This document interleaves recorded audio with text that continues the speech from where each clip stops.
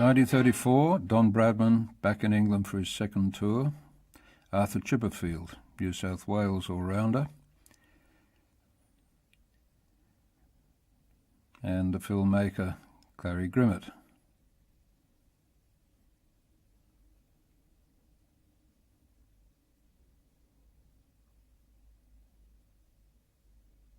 Len Darling, the Victorian left-hander, and Chuck Fleetwood Smith, left-arm spinner and a ladies' man. Alan Kippax, misbehaving.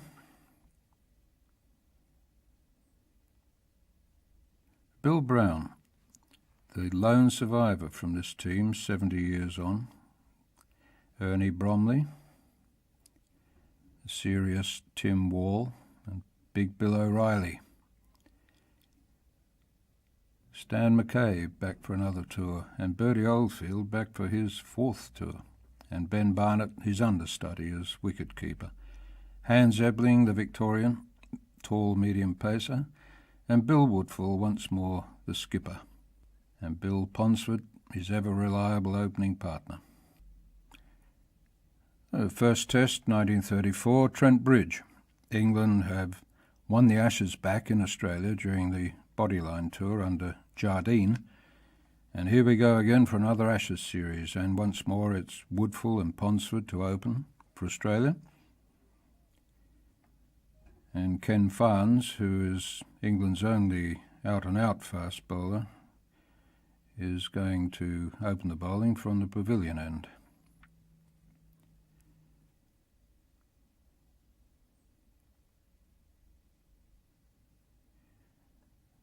To Woodfull, who sometimes did leave his leg stump exposed. He was regarded as unbowlable, but, well, I don't think anyone's quite that. Now, in this spell, Ken Farnes bowled 8 overs for only 11 runs, and clearly the Australians were interested in him because they thought the big problem would be Harold Larwood. Larwood, after the controversy of Bodyline, never played for England again. So now Farnes becomes the premier fast bowler. Les Ames, the wicket-keeper. Wally Hammond from the far end to Woodfull. Woodfull and Ponsford put on 77 for the first wicket in this Nottingham Test.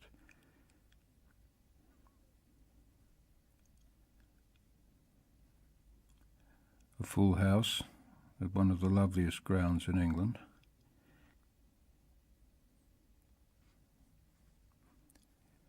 Now the veteran George Geary is bowling. He was the third of the pace attack.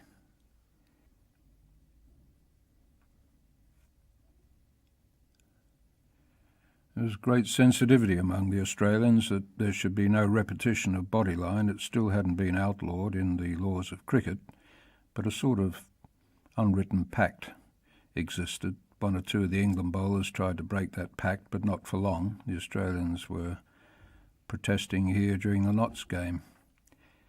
Wally Hammond, no bodyline from him. He was an out-and-out seam bowler. And Don Bradman is the star attraction. And after this opening stand, in came the little chap from Bowral.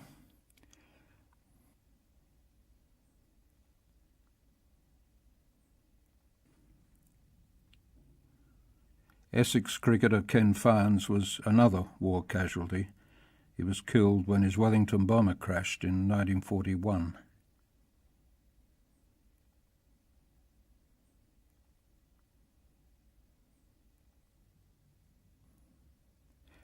Five minutes before lunch, Don Bradman played that wild shot at Farnes. Had a few Australians in the crowd worried, but there's the square cut, and the Don's on his way. In fact, this year he wasn't at his best because he wasn't a well man, but he was still good enough to irritate England, whatever they threw at him. This is Tommy Mitchell, the Derbyshire leg spinner. And that typical Bradman dabbed the third man.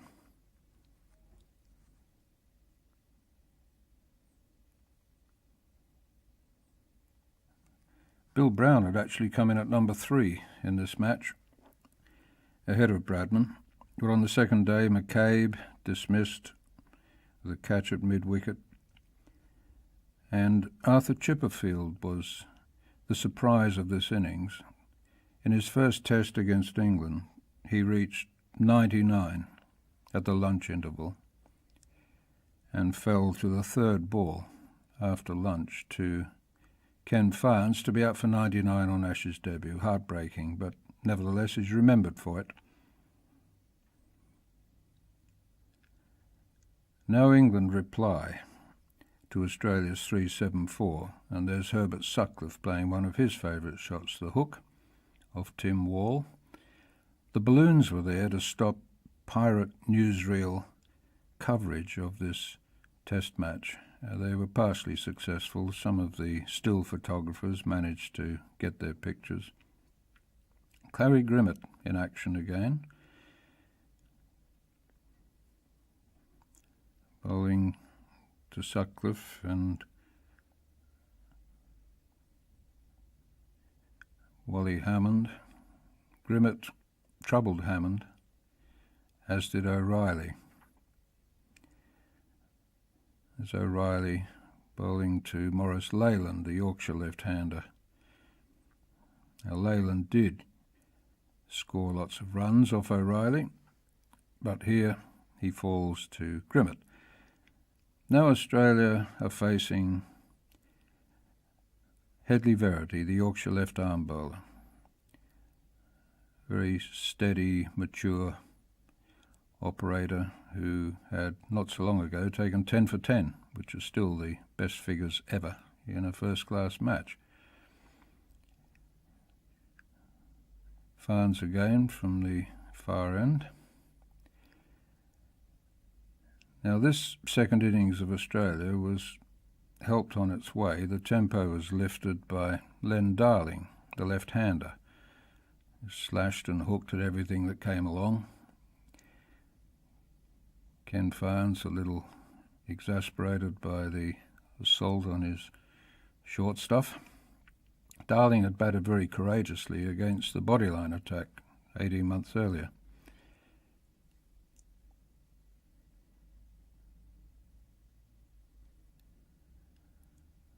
Now we get towards the end of this Trent Bridge test. Can England hold out? Bill O'Reilly, with Grimmett at the other end, fighting against the clock, really. This is the man they wanted out, Leyland.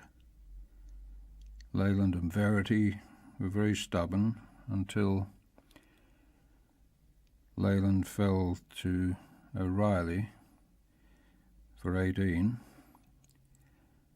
But Verity was a fine batsman, a good number 8, who had actually opened for England in the bodyline series. He could bat, but he was essentially a bowler. Grimmett probing away, tireless.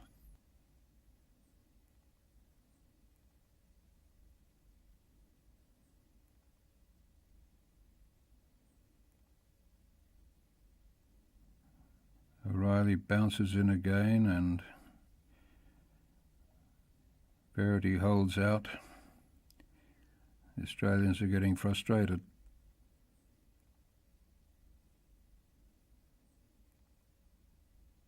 Another ball. Another minute, but there goes Leyland. Leyland was caught behind by Bert Oldfield off O'Reilly for 18, and now the door is open. Verity and Farnes are doing their best to draw this game, but Farnes wasn't much of a batsman. With 15 minutes left, Farnes was caught behind by Oldfield, and the last man, Mitchell, was to come in faced with 10 very long minutes to survive.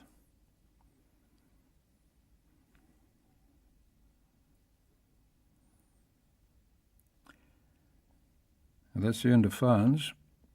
Can Australia do it?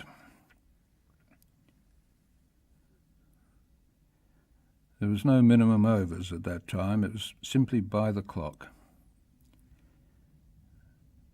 And now there's time for maybe only 2 or 3 more overs.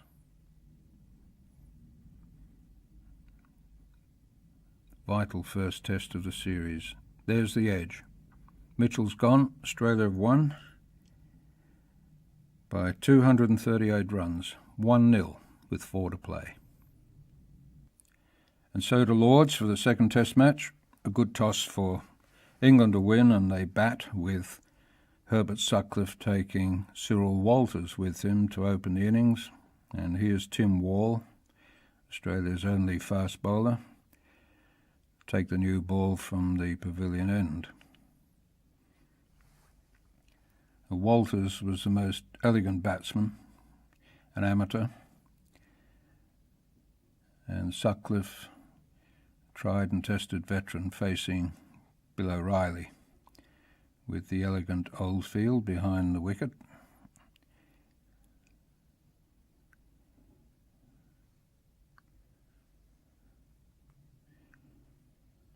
And Clary Grimmett bowling to Walters.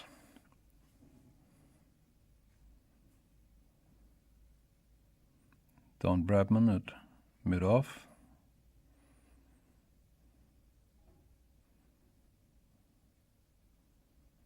There are no pictures of Clary Grimmett bowling with his cap off. And so to lunch, with 2 wickets having fallen in that session, both to Arthur Chipperfield.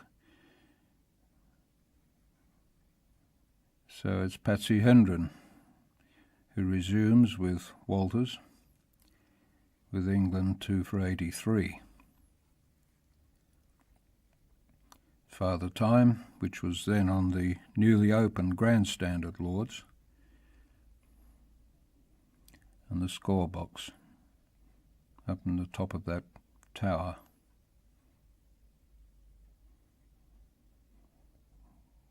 Popular Patsy Hendren, the Middlesex and England batsman, another veteran, facing Tim Wall and now Bill O'Reilly.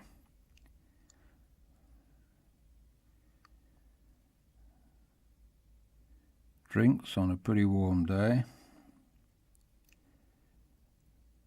And now Maurice Leyland is in, facing Wall, as the shadows begin to lengthen.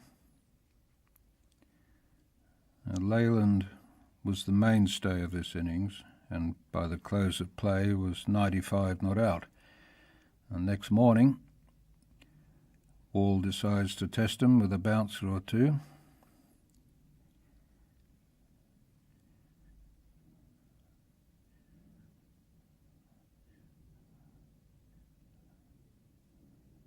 And there it goes. There's the 100 to Maurice Leyland. A stand of 129 with Leslie Ames, the wicket-keeper. And there's Leslie Ames reaching his 100. The first by an England wicket-keeper against Australia. Ames was dropped by Bert Oldfield in 96. Lunchtime, the usual promenade by these immaculately dressed spectators. And England could be pleased with their progress so far to 410 for 9 wickets.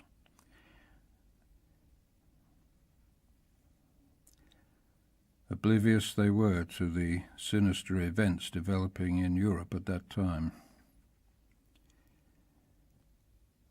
Headingley Verity now is proving a nuisance to Australia by pulling Stan McCabe.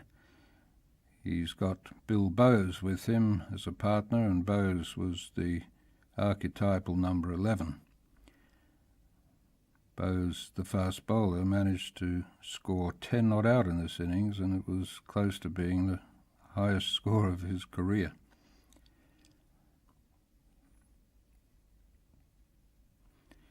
McCabe again, he was a useful medium pacer, but even Bill Bowes didn't find him any great problem today. The umpire at this end is Frank Chester. Grimmett back on to end this nonsense.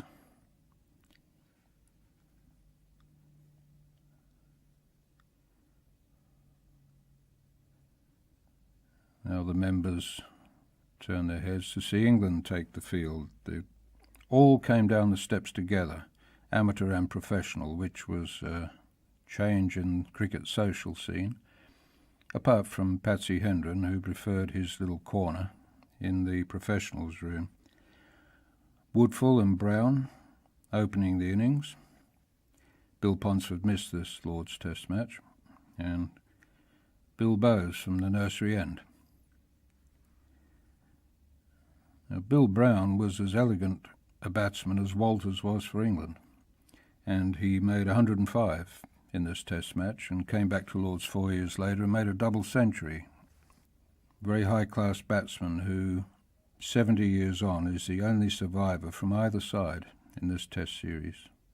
Beautiful glance to leg, poor bit of footwork by the long leg fieldsman, 4 more to Brown, and with his good arm, Frank Chester signals a boundary. Chester lost his arm in the First World War in Mesopotamia. Bill Bowes with a bit of a bodyline field, and that's the end of Woodfull.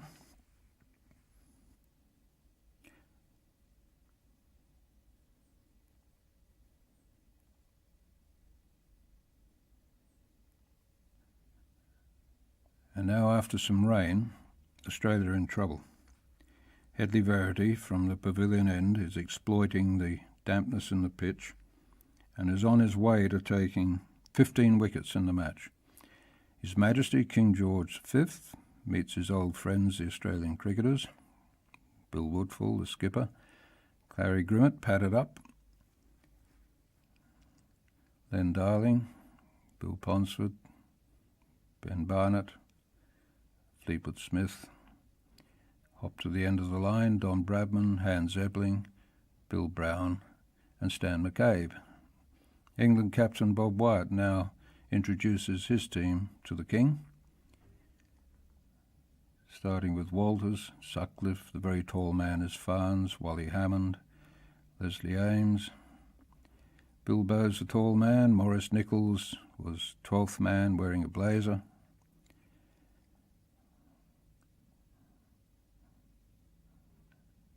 and a leisurely relook at Grimmett, Darling, Ponsford, Barnett, Fleetwood Smith, Wall, O'Reilly.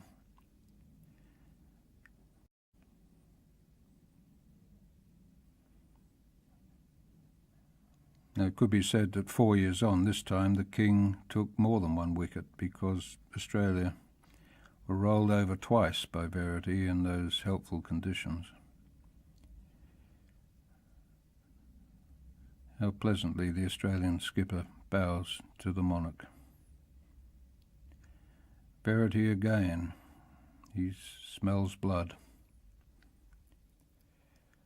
Verity got Bradman in both innings in this match, which merely whetted Don Bradman's appetite for when he met this bowler on a nice, firm pitch.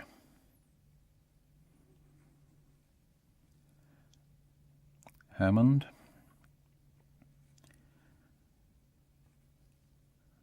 Now, in the follow-on, it was a question of whether conditions would continue to help Verity, and they did.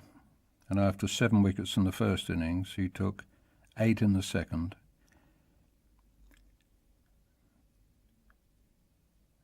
And as England moved to victory, little did anyone know that this would be their only success over Australia at Lord's in the entire 20th century.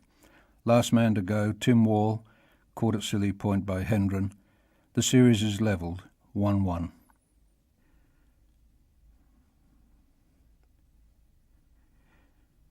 The much-admired Headingley Verity became a captain in the Green Howards and was to die of wounds after the Sicily landings in 1943.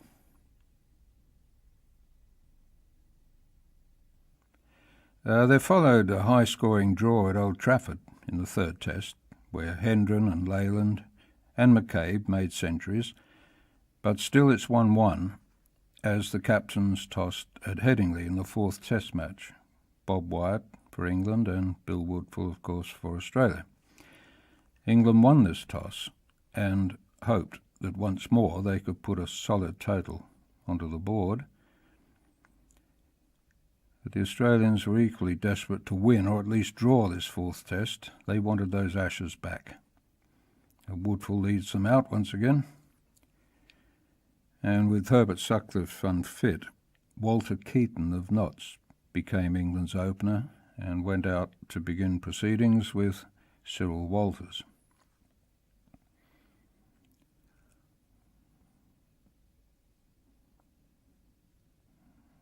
Yorkshire's own ground, Headingley, where tests had begun in 1899. A very special atmosphere there. Tim Wall from the football stand end. Spectators were looking ahead and wondering how many Bradman would make this time. He made 334 on his first visit 4 years earlier.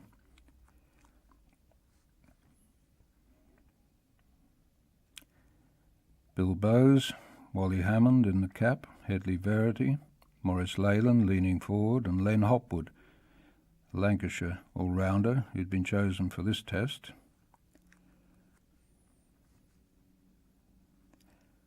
Well, England made only 200. Clary Grimmett took 4 wickets, Bill O'Reilly 3, Chipperfield, the other leg spinner, 2. And Tim Wall got the prize wicket of Wally Hammond, who was in something of a decline at this period of his career. Bradman on the left and Ponsford resume a massive partnership which came at the right time, because overnight Australia were 3 for 39, Woodfull and Brown gone, and night watchman Oldfield. But Ponsford and Bradman would have put on 388 for the 4th wicket. Verity toiling away at one end.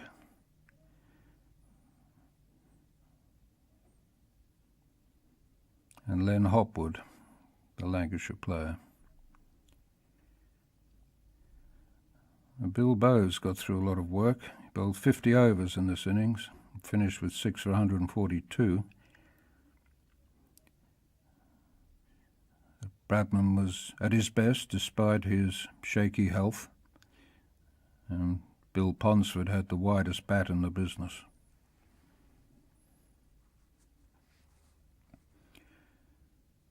It wasn't long after this that Don Bradman found himself in intensive care. He collapsed with peritonitis and was at death's door. And his wife Jessie made an emergency dash across the world from Sydney. All summer, nobody knew quite what was wrong with him, but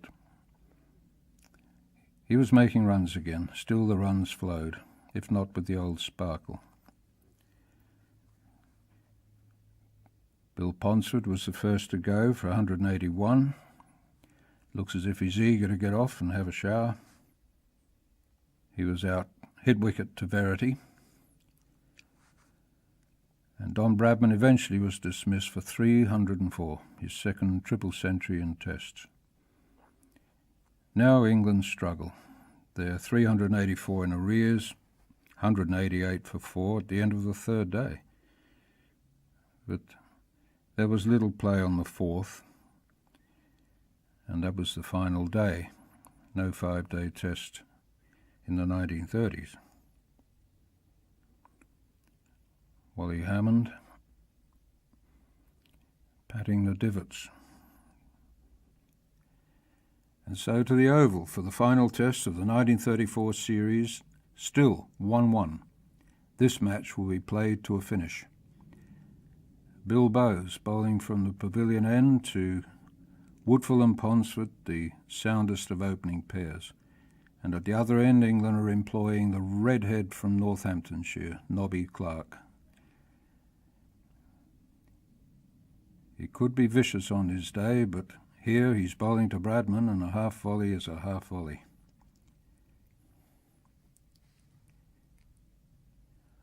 Once more, the test was dominated by the Ponsford-Bradman partnership. They put on 388 at Leeds. Here at the Oval, they bettered that, 451 for the 2nd wicket.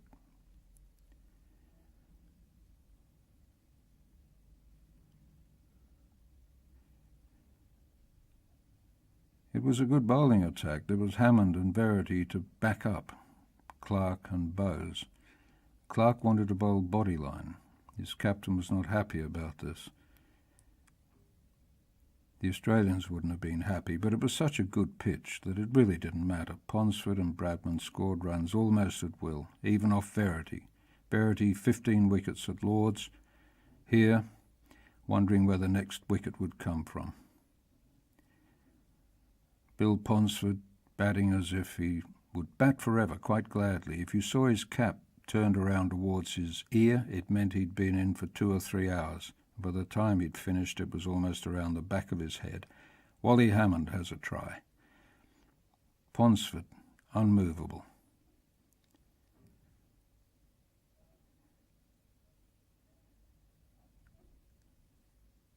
$100 to Ponsford, Bradman on 91. Another 100 for him just around the corner.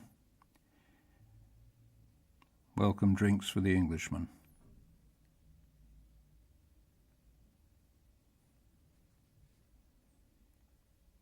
Clark from the other end.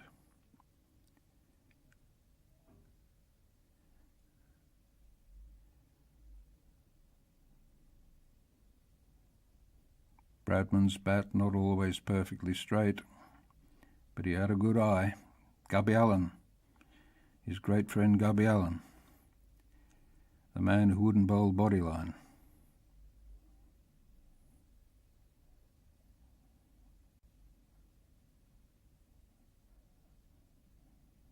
A few words were exchanged between them during that tour and on this one. Bradman's having the last laugh, that inimitable scuttle between the wickets. He was as fast as any man from one end of the pitch to the other. 100 now to Don Bradman. His 9th in 18 Test matches against England. His 6th in 10 Tests in England. And on they went as the evening shadows stretched. Maurice Leyland is bowling. He was a very occasional bowler. He bowled the Chinaman, that's the left-armer's googly. And Bob Wyatt has a bowl, the skipper himself, bowling all sorts.